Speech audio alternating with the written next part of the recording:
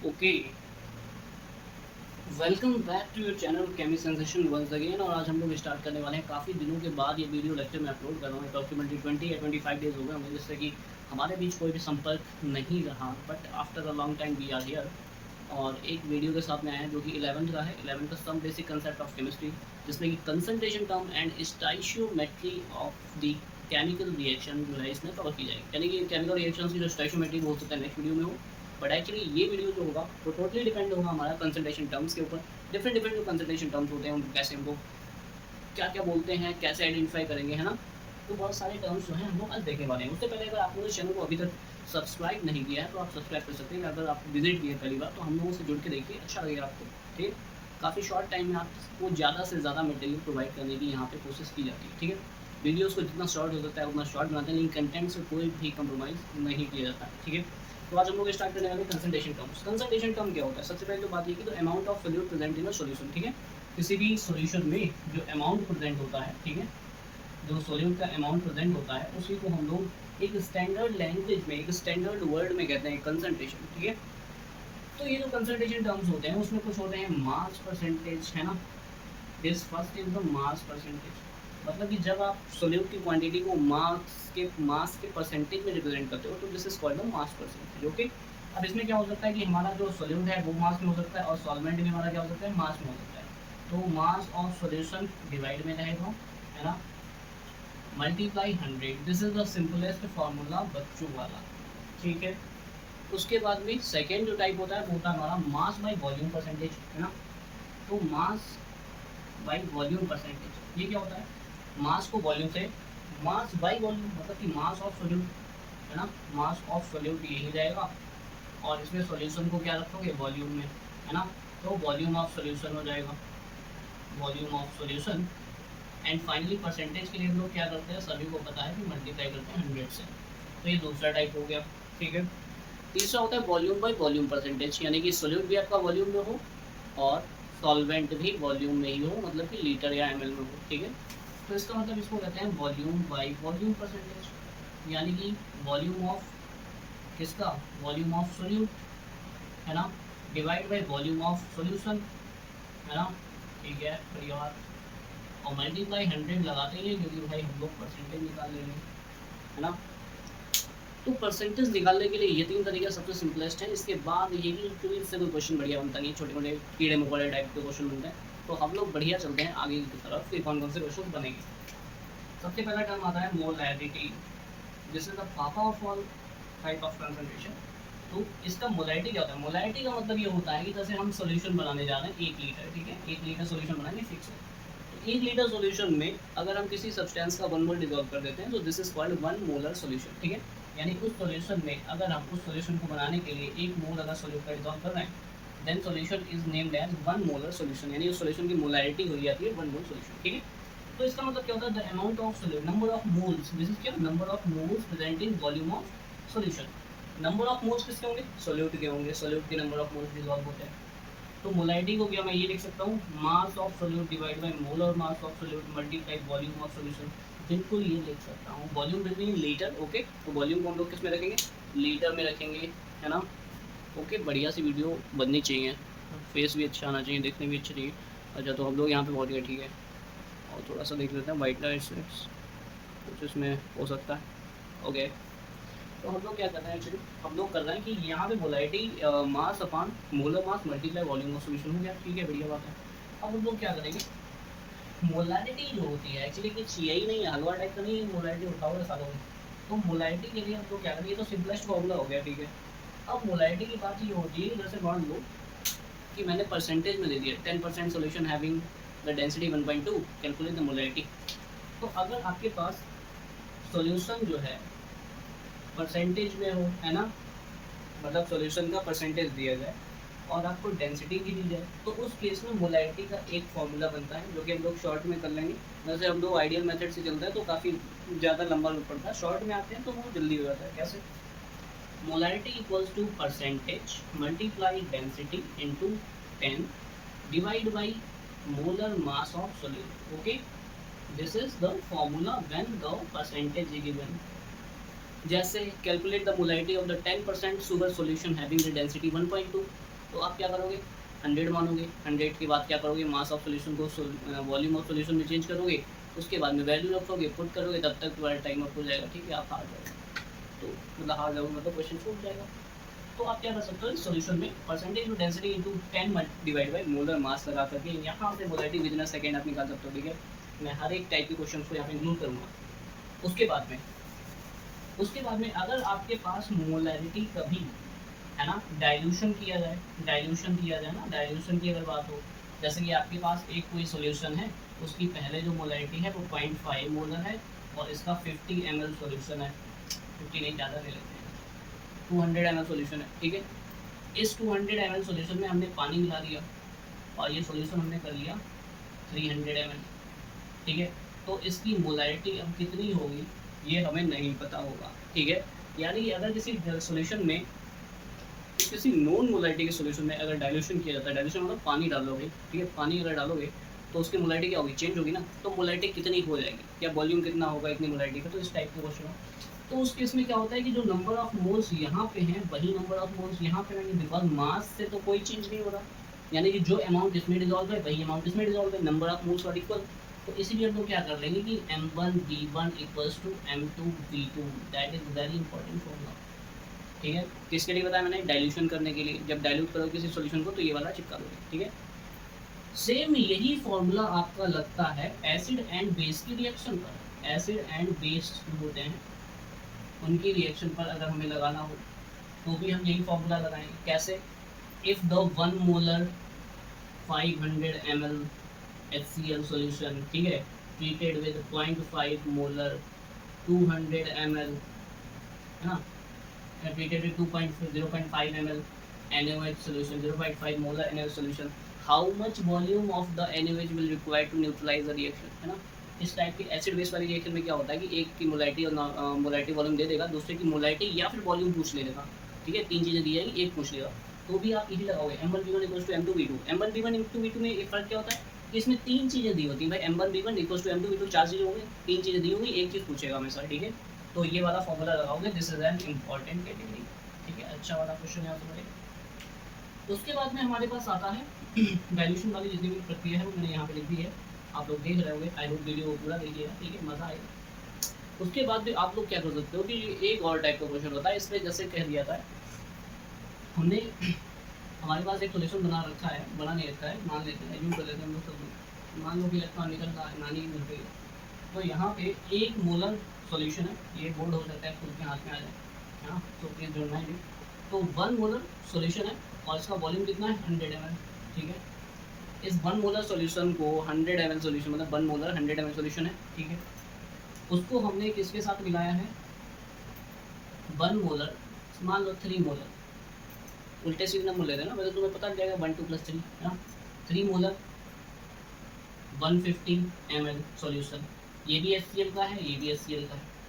जब दो different concentration वाले सेम सॉल्यूशन को मिलाया जाता है तो फिर उनकी जो मोलारिटी, अब जब उन दोनों सॉल्यूशन को मिला दोगे तो मोलारिटी क्या हो जाएगी, डिस्टर्ब हो जाएगी। तो उस केस में हमें मोलारिटी निकालनी पड़ेगी। उस केस में हमें कौन सा टर्म लगाना पड़ेगा, उस टर्म को हम कहते हैं m1v1 + m2v2। ये तो चीज़ें जुड़ जाएंगी, इसके नंबर ऑफ मोल्स और इसके नंबर ऑफ मोल्स जुड़ेंगे नहीं, क्या भाई, दोनों को ऐड करोगे तो नंबर ऑफ मोल्स क्या हो जाएंगे, ऐड हो जाएंगे। तो m1v1 + m2v2 होगा, डिवाइड बाई क्या होगा, वॉल्यूम भी तो जुड़ रहा है, तो v1 + v2।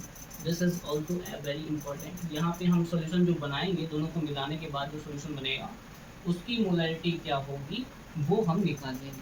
ठीक है, यानी जब दो डिफरेंट मोलैरिटी के सॉल्यूशन को मिलाया जाता है तो फिर एक डिफरेंट मोलैरिटी का सॉल्यूशन बनेगा। उस मोलैरिटी को कैसे कैलकुलेट किया जाए, we can calculate the m1v1 + m2v2 divide by v1 + v2। Okay, channel को सब्सक्राइब नहीं किया, सब्सक्राइब जरूर करना, शेयर करना दोस्तों के साथ, पड़ोसियों के साथ, सबके साथ। ठीक है, ओके, ये तो होगी शेयरिंग की बात। वैसे मैं सब्सक्राइब करने की बोलता नहीं, कुछ है तो कर दीजिएगा और नहीं है फिर भी कर दीजिएगा। ठीक है, तो m1v1 + m2v2 divide by v1 + v2। Okay, ये फॉर्मूला तब लगेगा जब दो सॉल्यूशंस को आपस में मिलाया जाता है। उसके बाद में क्या करोगे, उसके बाद में एक और टाइप का क्वेश्चन होता है कि अगर एसिड के सॉल्यूशन को मिला दो तो प्लस कर लोगे, बेस के सॉल्यूशन को मिलाओगे प्लस कर लोगे, एसिड और बेस के सॉल्यूशन को मिलाओगे तो माइनस कर लोगे। यानी मैंने क्या बताया कि सेम कैटेगरी के सॉल्यूशन को प्लस करना है। अब अगर मान लो कि हमारे पास एसिड एंड बेस है ना, एसिड एंड बेस का जो सॉल्यूशन होगा, ठीक है ना। एसिड मान लो कि मेरे पास यहाँ पे एक एसिड का सॉल्यूशन है, इसका 1 मोलर 200 ml, दूसरे का जो था 3 मोलर 100 ml, दोनों को मिला दिया, सॉल्यूशन बना हुआ कुछ ना कुछ। लेकिन उस सॉल्यूशन की मोलारिटी हमको नहीं पता होगी। लेकिन क्या है, क्योंकि यहाँ पे एक हमने एसिड लिया है और एक हमने क्या लिया है, बेस लिया। तो एसिड और बेस वाले जब मिलाते हैं तो मोलारिटी जुड़ जाती है भैया, M1B1 प्लस M2B2। लेकिन अगर हमने एसिड और बेस के सॉल्यूशन को मिला दिया तो फिर क्या बनेगा, overall molarity will be calculated by the M1B1 minus M2B2 divided by B1 plus B2। this is very important। कहाँ पे माइनस कहाँ पे प्लस होता है, जब सेम कैटेगरी के एलिमेंट्स मतलब सॉल्यूशन को रखोगे तो प्लस करोगे, और डिफरेंट टाइप के सॉल्यूशंस को अगर ऐड करोगे तो माइनस करोगे, ठीक है। This is M1B1 minus M2B2 divide by B1 plus B2। Okay, यहाँ से B1 माइनस B2 नहीं कर दोगे क्योंकि सॉल्यूशन जोड़ोगे तो वॉल्यूम तो उतना ही रहेगा ना, जुड़ेगा ना उसमें, बट मोल्स कम हो जाएंगे because acid will neutralise the base. Okay, so these are the concept of the molarity only, we are not including here normality। तो मोलारिटी के इतने कंसेप्ट बनते हैं, और कोई कंसेप्ट इसमें तो मेरे ख्याल से कोई भी पॉसिबल नहीं है। जितने भी 5 टाइप हैं, 4-5 टाइप, वो मैंने सारे आपको जोड़ करके बता दिए। ओके, अब हम लोग बढ़ाएं आगे की तरफ, स्लोली आगे की तरफ बढ़ेंगे, नेक्स्ट कंसेप्ट लाएंगे। नेक्स्ट कंसेप्ट क्या है, नेक्स्ट कंसेप्ट ये है कि आप न्यूज़ चैनल को करना सब्सक्राइब और शेयर भी करना, दोस्तों के साथ तो शेयर कर ही देना, नहीं दोस्तों के साथ अगर ना लगे अच्छा किया, ये आगे बढ़ जाएगा तो उसी को कर देना, लेकिन शेयर जरूर कर देना, ठीक है। ओके ना, समझ में आया, ठीक है। क्योंकि इतने कम टाइम में आपको इतनी अच्छी चीज़ बताई जा रही है, काफ़ी रात में ये वीडियो बनना है, ठीक है, इतना टाइम नहीं होता मेरे पास वीडियो बनना है यहाँ पे। तो मैं ये कह रहा हूँ कि यहाँ पे अब दूसरा हमारे पास कंसेप्ट क्या है, सारे कंसेप्ट हो चुके हैं, अब हमारे पास आता है normality. Okay, here we are going to normality. Normality क्या होता है, नॉर्मेलिटी को कैपिटल एन से रिप्रेजेंट करते हैं, ठीक है। Normality is a gram equivalent divide by volume of solution, volume of solution. Gram equivalent divide by volume of solution is called normality, ठीक है। अब ये जो ग्राम इक्विवेलेंट होता है, इसका मतलब होता है ग्राम को इक्विवेलेंट से डिवाइड कर दो तो ग्राम इक्विवेलेंट आ जाएगा, है ना।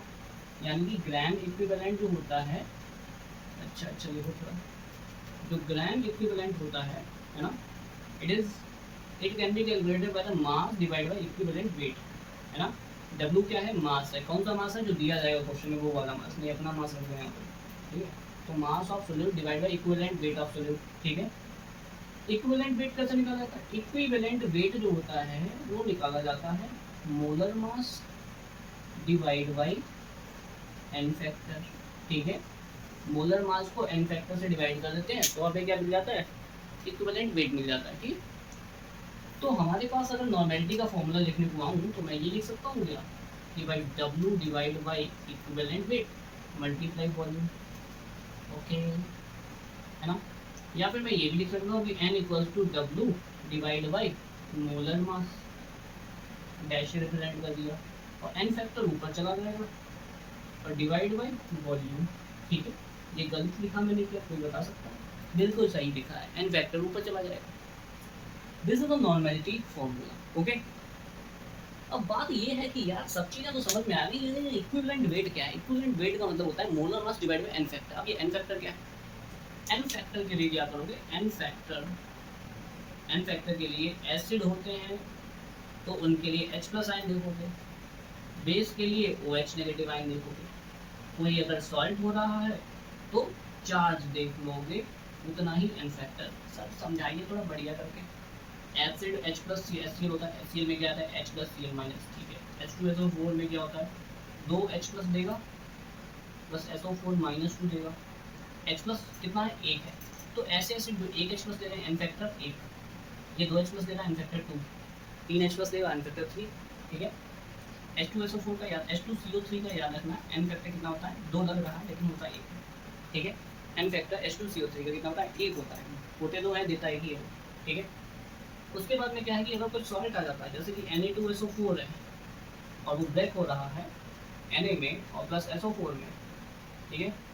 तो क्या करोगे, या तो पॉजिटिव चार्ज देख लो या नेगेटिव चार्ज देख लो, टोटल देखोगे, टोटल पॉजिटिव या total negative charge will be the n factor in the case of salt.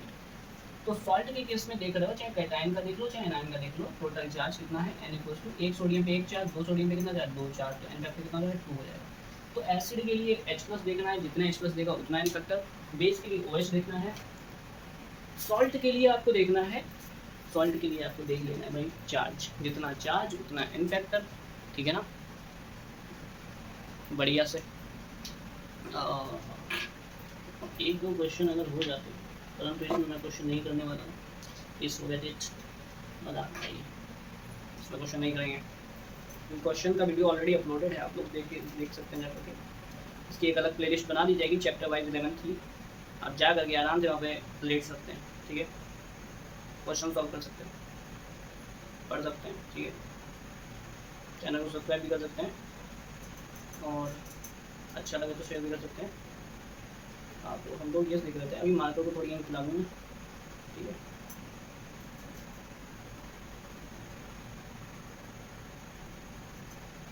Okay, तो हम लोग चल रहे हैं अपने नेक्स्ट की तरफ, नॉर्मेलिटी हो गया।